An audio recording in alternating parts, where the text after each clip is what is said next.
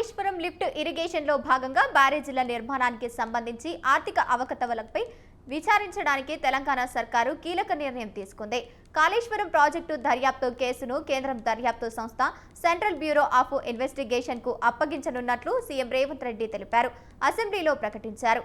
అయితే ఈ నేపథ్యంలోనే కీలక పరిణామం చోటు చేసుకుంది. కాళేశ్వరం అక్రమాలపై తాజాగా రంగంలోకి ఏసీబీ సెంటర్ కానుంది. కాళేశ్వరం ప్రాజెక్టుతో జరిగిన నష్టంపై వెంటనే దర్యాప్తు జరపాలని ఏసీబీకి విజిలెన్స్ డిపార్ట్మెంట్ సంచలన లేఖ రాసింది.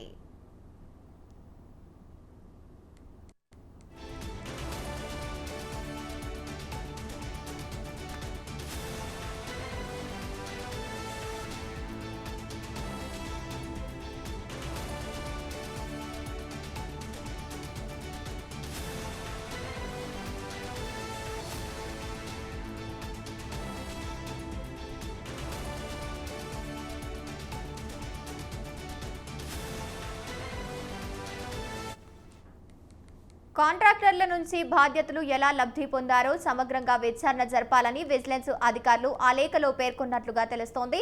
ఈ మేరకు విజిలెన్స్ రాసిన లేఖను ఏసీబీ డీసీ ఇవాళ సిఎస్ రామకృష్ణారావుకు పంపారు. ప్రభుత్వం నుంచి అనుమతులు రాగానే కాళేశ్వరంపై ఏసీబీ విచారణను ప్రారంభించనుంది.